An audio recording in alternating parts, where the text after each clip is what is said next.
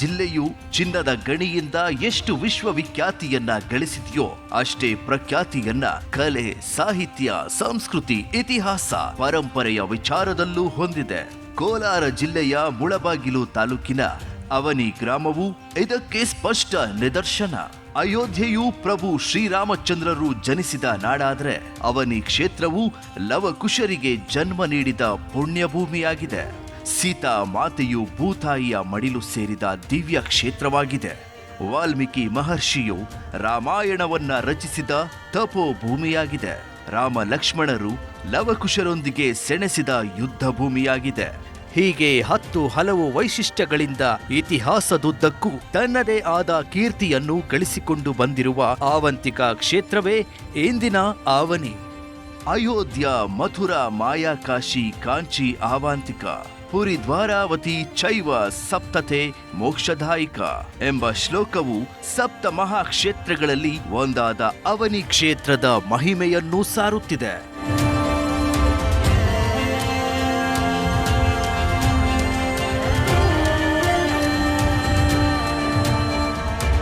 ರಾಜಧಾನಿ ಬೆಂಗಳೂರಿನಿಂದ ಸುಮಾರು 100 ಕಿಲೋಮೀಟರ್ ದೂರದಲ್ಲಿರುವ ಈ ಐತಿಹಾಸಿಕ ಕ್ಷೇತ್ರವು ಜಿಲ್ಲಾ ಕೇಂದ್ರವಾದ ಕೋಲಾರದಿಂದ 30 ಕಿಲೋಮೀಟರ್ ಹಾಗೂ ತಾಲೂಕು ಕೇಂದ್ರವಾದ ಮುಳಬಾಗಿಲಿನಿಂದ 10 ಕಿಲೋಮೀಟರ್ ಅಂತರದಲ್ಲಿದೆ. ಅವನಿಯು ಪುಟ್ಟ ಗ್ರಾಮವಾದರೂ ಇದರ ಹಿರಿಮೆ, ಗರಿಮೆ ಮುಗಿಲೆತ್ತರದ್ದು. ಅವನಿ ಬೆಟ್ಟದ ತಪ್ಪಲಿನಲ್ಲಿರುವ ಶ್ರೀ ರಾಮಲಿಂಗೇಶ್ವರ ಸ್ವಾಮಿ ದೇವಸ್ಥಾನದ ಇತಿಹಾಸ 5-10 ಶತಮಾನಗಳ ಹಿಂದಿನದಲ್ಲ. ತ್ರೇತಾಯುಗದಲ್ಲಿ ಸಾಕ್ಷಾತ್ ಶ್ರೀರಾಮ ಪ್ರಭುಗಳೇ ತಮ್ಮ ಕುಟುಂಬ ಪರಿವಾರ ಸಮೇತರಾಗಿ ಇಲ್ಲಿ ಶಿವಲಿಂಗವನ್ನ ಪ್ರತಿಷ್ಠಾಪಿಸಿದ್ದಾರೆಂಬುದು ಪುರಾಣಗಳ ಸಾರ. ದಕ್ಷಿಣ ಭಾರತದ ಕಾಶಿ ಮತ್ತು ಗಯಾ ಎಂದು ಹೆಸರುವಾಸಿಯಾಗಿರುವ ಅವನಿ ಕ್ಷೇತ್ರದ ಮಹಾತ್ಮೆ ಬಗ್ಗೆ ಬ್ರಹ್ಮಾಂಡ ಪುರಾಣದಲ್ಲಿಯೂ ಉಲ್ಲೇಖವಿದೆ.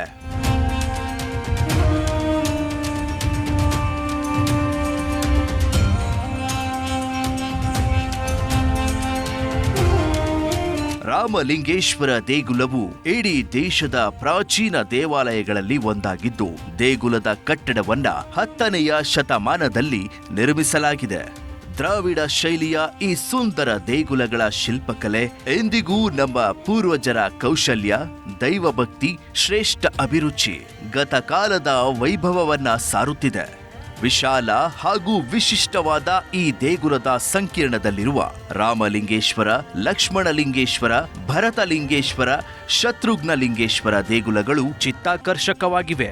ನೊಳಂಬ, ಪಲ್ಲವರು, ಗಂಗರು, ಚೋಳರು, ಹೊಯ್ಸಳರು, ವಿಜಯನಗರ ಅರಸರು ದೇಗುಲ ನಿರ್ಮಾಣ ಹಾಗೂ ಜೀರ್ಣೋದ್ಧಾರಕ್ಕೆ ನೀಡಿದ ಅಮೂಲ್ಯ ಕಾಣಿಕೆ ಹಾಗೂ ಅವನಿ ಕ್ಷೇತ್ರದ ಹಿರಿಮೆಯ ಬಗ್ಗೆ ಶಿಲಾಶಾಸನಗಳಲ್ಲಿ ಉಲ್ಲೇಖವಿದೆ. ಆರ್ಕಿಯಾಲಜಿಕಲ್ ಸರ್ವೆ ಆಫ್ ಇಂಡಿಯಾ ಸುಪರ್ದಿಯಲ್ಲಿರುವ ಈ ಭವ್ಯ ದೇಗುಲದ ದರ್ಶನಕ್ಕೆ ದೇಶದ ನಾನಾ ಭಾಗಗಳಿಂದ ಜನರು ಭೇಟಿ ನೀಡುತ್ತಾರೆ.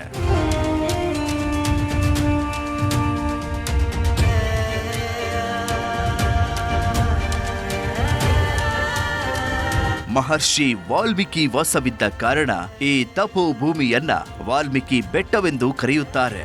ಸೀತಾದೇವಿಯ ಪಾವಿತ್ರತೆ ಬಗ್ಗೆ ಆರೋಪ ಕೇಳಿ ಬಂದಾಗ ಅಣ್ಣನ ಅಣತಿಯಂತೆ ಸೀತಾ ಮಾತೆಯನ್ನ ಲಕ್ಷ್ಮಣ ಈ ಕ್ಷೇತ್ರದಲ್ಲಿ ಬಿಟ್ಟು ಹೋಗಿದ್ದರು. ಅಭಯಾರಣ್ಯವಾಗಿದ್ದ ಆಗಿನ ಆವಂತಿಕ ಕ್ಷೇತ್ರದಲ್ಲಿ ತುಂಬು ಗರ್ಭಿಣಿ ಸೀತಾ ಮಾತೆಗೆ ಮಹರ್ಷಿ ವಾಲ್ಮೀಕಿ ಆಶ್ರಯವನ್ನ ನೀಡಿದ್ರು. ಈ ಗುಹೆಯು ವಾಲ್ಮೀಕಿಯವರ ಆಶ್ರಮವಾಗಿದ್ದು, ಮಹರ್ಷಿ ವಾಲ್ಮೀಕಿ ಹಾಗೂ ಸೀತಾದೇವಿಯವರ ಮೂರ್ತಿಗಳ ಕೆತ್ತನೆಯನ್ನ ಕಾಣಬಹುದಾಗಿದೆ. ಈ ಗುಹೆಯ ಒಳಗಿರುವ ಮತ್ತೊಂದು ಗುಹೆಯಲ್ಲಿ ಸೀತಾ ಮಾತೆಯು ಲವಕುಶರಿಗೆ ಜನ್ಮ ನೀಡಿದ್ದರು. ವಾಲ್ಮೀಕಿ ಮಹರ್ಷಿಯು ಸೀತಾದೇವಿಗಾಗಿ ಒಮ್ಮೆ ಈ ಗುಹೆಯಲ್ಲಿನ ಮಣ್ಣನ್ನೇ ಔಷಧಿಯಾಗಿ ಬಳಸಿದ್ದರಂತೆ. ಈಗಲೂ ಸಾಕಷ್ಟು ಜನರು ಈ ಮಣ್ಣನ್ನು ಸೇವಿಸಿದರೆ ತಮ್ಮ ಕಾಯಿಲೆಗಳು ವಾಸಿಯಾಗುತ್ತವೆ ಎಂಬ ನಂಬಿಕೆ ಹೊಂದಿದ್ದು ಇಲ್ಲಿನ ಮಣ್ಣನ್ನು ತೆಗೆದುಕೊಂಡು ಹೋಗುತ್ತಾರೆ.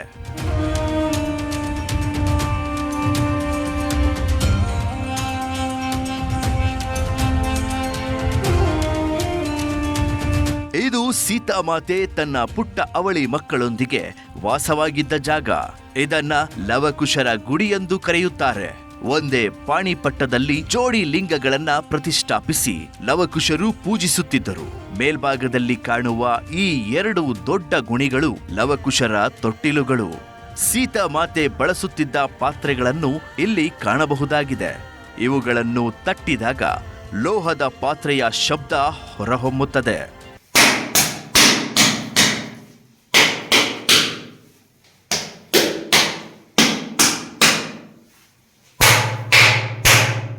ಸೀತಾದೇವಿ ಭೂತಾಯಿಯ ಮಡಿಲು ಸೇರಿದ ನಂತರ ಈ ಸ್ಥಳದ ಪಾವಿತ್ರ್ಯತೆ ಉಳಿಸಲು ಆಂಜನೇಯ ಈ ಬಂಡೆಯನ್ನ ಬೋರಲು ಹಾಕಿದರು ಎಂಬ ಪ್ರತೀತಿ ಇದೆ.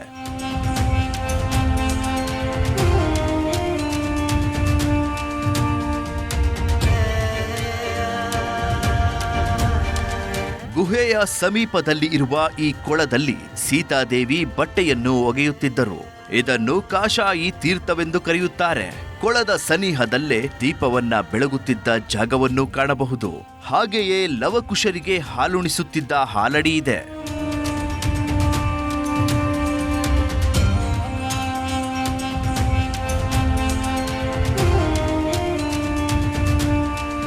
ಲವಕುಶರ ಗುಡಿಯ ಸಮೀಪದಲ್ಲೇ ಸುಂದರವಾದ ಏಕಾಂತ ರಾಮ ಮಂದಿರವನ್ನ ಕಾಣಬಹುದಾಗಿದೆ.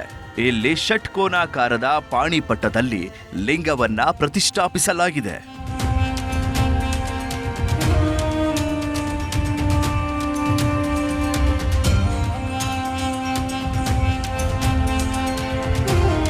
ಇದು ಇತಿಹಾಸ ಪ್ರಸಿದ್ಧ ಲಕ್ಷ್ಮಣ ತೀರ್ಥ. ಲಕ್ಷ್ಮಣ ತನ್ನ ಅತ್ತಿಗೆಗಾಗಿ ಬಾಣ ಪ್ರಯೋಗ ಮಾಡಿ ಪಾತಾಳದಿಂದ ಇಲ್ಲಿ ನೀರು ಚಿಮ್ಮುವಂತೆ ಮಾಡಿದರಂತೆ. ಆದ್ದರಿಂದ ಇದನ್ನ ಲಕ್ಷ್ಮಣ ತೀರ್ಥ, ಧನುಷ್ಕೋಟಿ ಹಾಗೂ ಪಾತಾಳ ಗಂಗೆ ಎಂಬ ಹೆಸರುಗಳಿಂದ ಸಂಬೋಧಿಸುತ್ತಾರೆ.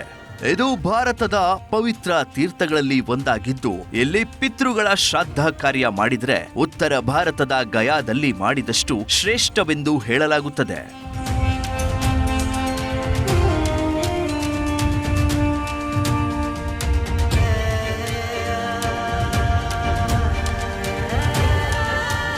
ವಾಲ್ಮೀಕಿ ಪರ್ವತದ ಹಲವು ಸ್ಥಳಗಳಲ್ಲಿ ಪುಟ್ಟ ಪುಟ್ಟ ಕಲ್ಲುಗಳನ್ನ ಒಂದರ ಮೇಲೊಂದರಂತೆ ಜೋಡಿಸಿರುವುದನ್ನು ಕಾಣಬಹುದಾಗಿದೆ.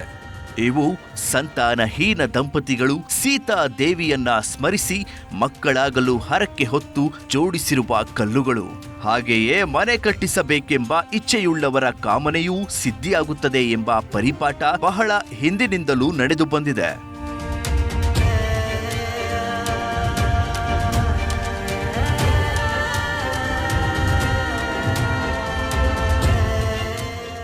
ಅಗ್ನಿತೀರ್ಥವು ಸೀತಾಮಾತೆ ತನ್ನ ಪಾವಿತ್ರತೆಯನ್ನ ಸಾಬೀತುಪಡಿಸಲು ಅಗ್ನಿ ಪ್ರವೇಶ ಮಾಡಿದ ಸ್ಥಳವಾಗಿದೆ. ಅಗ್ನಿದೇವನು ಪವಿತ್ರ ಜಲದಿಂದ ಅಗ್ನಿಯನ್ನ ಶಾಂತಗೊಳಿಸಿ ಸೀತಾಮಾತೆಯನ್ನ ಶ್ರೀರಾಮಚಂದ್ರನಿಗೆ ಅರ್ಪಿಸಿದ ಸ್ಥಳವಾಗಿದೆ.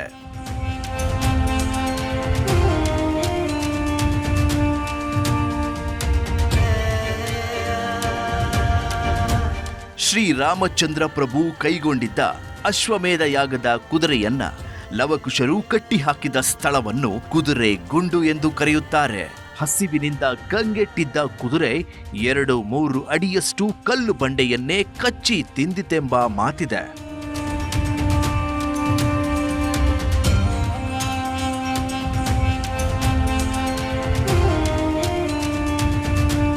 ಅಶ್ವಮೇಧದ ಕುದುರೆಯನ್ನು ಕಟ್ಟಿಹಾಕಿದ್ದ ಲವಕುಶರೊಂದಿಗೆ ಶ್ರೀರಾಮಚಂದ್ರ ಯುದ್ಧ ಮಾಡುತ್ತಿದ್ದ ದೃಶ್ಯವನ್ನ ಸೀತಾಮಾತೆ ಈ ತೊಟ್ಟಿಲುಗುಂಡು ಮೇಲೆ ಕುಳಿತು ವೀಕ್ಷಿಸಿದರೆಂಬ ಪ್ರತೀತಿ ಇದೆ.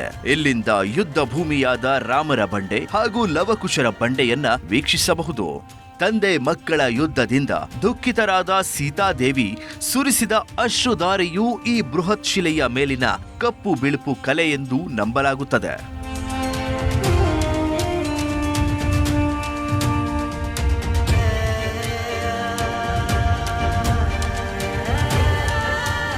ಬೆಟ್ಟದ ತುದಿಯಲ್ಲಿರುವುದೇ ಪುರಾಣ ಪ್ರಸಿದ್ಧವಾದ ಸೀತಾ ಪಾರ್ವತಿ ಮಂದಿರ. ಸೀತಾ ಮಾತೆ ಇಲ್ಲಿ ಲೋಕಮಾತೆ ಪಾರ್ವತಿ ದೇವಿಯನ್ನ ಶ್ರದ್ಧಾ ಭಕ್ತಿಯಿಂದ ಪೂಜಿಸುತ್ತಿದ್ದ ಆಲಯವಿದು. ಆದಿ ಶಂಕರಾಚಾರ್ಯರು ಇಲ್ಲಿಗೆ ಭೇಟಿ ನೀಡಿದ್ದ ಸಂದರ್ಭದಲ್ಲಿ ಚಕ್ರವನ್ನಿರಿಸಿ ಪಾದುಕೆಯನ್ನ ಪ್ರತಿಷ್ಠಾಪಿಸಿದ್ದರು. ಭಾರತದಲ್ಲಿ ಸೀತಾಮಾತೆಯ ದೇವಾಲಯವಿರುವ ಅಪರೂಪದ ಜಾಗಗಳಲ್ಲಿ ಇದು ಸಹ ಒಂದಾಗಿದೆ.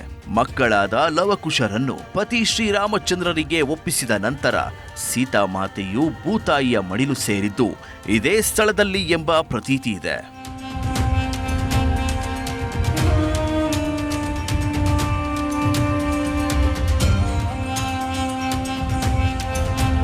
ಹೊರಳುಗುಂಡು ಅವನಿ ಬೆಟ್ಟದ ಪ್ರಮುಖ ಆಕರ್ಷಣೆಗಳಲ್ಲಿ ಒಂದಾಗಿದ್ದು, ಈ ಬಂಡೆಗಳ ಮಧ್ಯೆ 3 ಬಾರಿ ಉರುಳು ಸೇವೆ ಮಾಡಿದರೆ ಸಂತಾನಹೀನ ಸ್ತ್ರೀಯರಿಗೆ ಸಂತಾನ ಪ್ರಾಪ್ತಿಯಾಗುತ್ತದೆ ಹಾಗೂ ಯಾರಿಗೇ ಆಗಲಿ ದುಷ್ಟ ಶಕ್ತಿಗಳ ಸಮಸ್ಯೆ ಇದ್ದಲ್ಲಿ ನಿವಾರಣೆಯಾಗುತ್ತದೆ ಎಂಬ ನಂಬಿಕೆಯೂ ಇದೆ.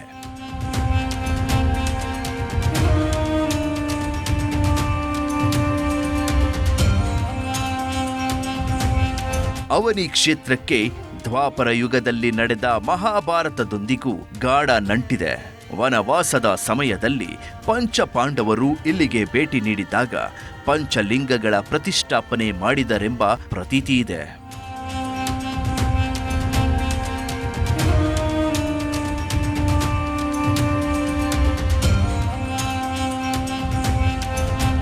ಅವನಿಯ ಮತ್ತೊಂದು ವೈಶಿಷ್ಟ್ಯವೆಂದರೆ ಆದಿ ಜಾಂಬವಂತನ ಗುಡಿ. ಇಡೀ ವಿಶ್ವದಲ್ಲಿ ಆದಿ ಜಾಂಬವಂತನ ಮೂರ್ತಿಯನ್ನು ಪ್ರತಿಷ್ಠಾಪಿಸಿ ಪೂಜಿಸುತ್ತಿರುವ ಏಕೈಕ ದೇಗುಲ ಎಂಬ ಕೀರ್ತಿಗೆ ಪಾತ್ರವಾಗಿದೆ. ಅವನಿ ಜಾತ್ರೆಗೂ ಮುನ್ನ ಅಗ್ರ ಪೂಜೆ ನಡೆಯುವುದೇ ಆದಿ ಜಾಂಬವಂತನಿಗೆ. ಇದು ಬಹಳ ಹಿಂದಿನಿಂದಲೂ ನಡೆದುಕೊಂಡು ಬಂದಿರುವ ಸಂಪ್ರದಾಯ. ರಾಮಾಯಣ ಹಾಗೂ ಮಹಾಭಾರತದ ಅವಿಭಾಜ್ಯ ಅಂಗ ಹಾಗೂ ಪ್ರಧಾನ ಪಾತ್ರಧಾರಿಯಾಗಿರುವ ಆದಿ ಜಾಂಬವಂತನ ಜಾತ್ರೆಗೆ ನೆರೆಯ ರಾಜ್ಯಗಳಿಂದಲೂ ಸಹ ಹೆಚ್ಚಿನ ಸಂಖ್ಯೆಯಲ್ಲಿ ಜನ ಆಗಮಿಸುತ್ತಾರೆ.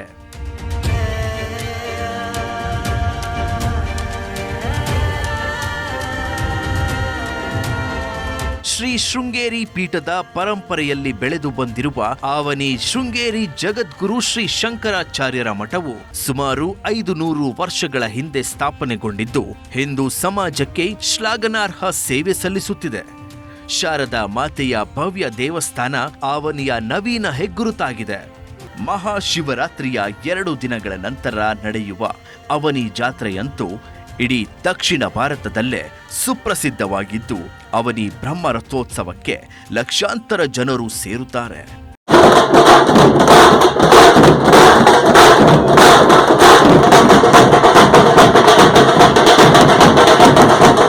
ಇದೇ ಸಂದರ್ಭದಲ್ಲಿ ನಡೆಯುವ ದನಗಳ ಪರಿಷೆಯು ಸಾಕಷ್ಟು ಖ್ಯಾತಿಯನ್ನ ಪಡೆದಿದೆ.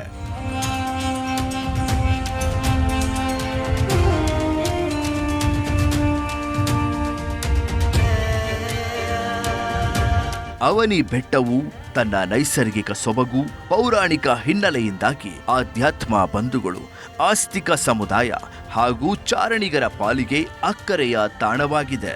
ಇಲ್ಲಿನ ಸುಂದರ ಪರಿಸರ, ಆಹ್ಲಾದಕರ ವಾತಾವರಣ ಎಂಥವರನ್ನು ಮಂತ್ರಮುಗ್ಧಗೊಳಿಸಿಬಿಡುತ್ತದೆ. ಅವನಿ ಕ್ಷೇತ್ರದ ಅನತಿ ದೂರದಲ್ಲಿಯೇ ಹಲವು ಪ್ರಸಿದ್ಧ ಯಾತ್ರಾ ಸ್ಥಳಗಳನ್ನು ನೋಡಬಹುದಾಗಿದೆ. ಕೋಟಿಲಿಂಗೇಶ್ವರ ದೇವಸ್ಥಾನ, ಕುರುಡುಮಲೆ ಗಣಪತಿ, ಕೊಲದೇವಿ ಗರುಡ ದೇವಸ್ಥಾನ, ಮುಳಬಾಗಿಲು ಆಂಜನೇಯ ಸ್ವಾಮಿ ದೇಗುಲ, ನರಸಿಂಹ ತೀರ್ಥ, ಬಂಗಾರು ತಿರುಪತಿ, ಹೊಳಲಿ, ವಿರೂಪಾಕ್ಷಿ ದೇವಾಲಯಗಳನ್ನು ಸಂದರ್ಶಿಸಬಹುದಾಗಿದೆ.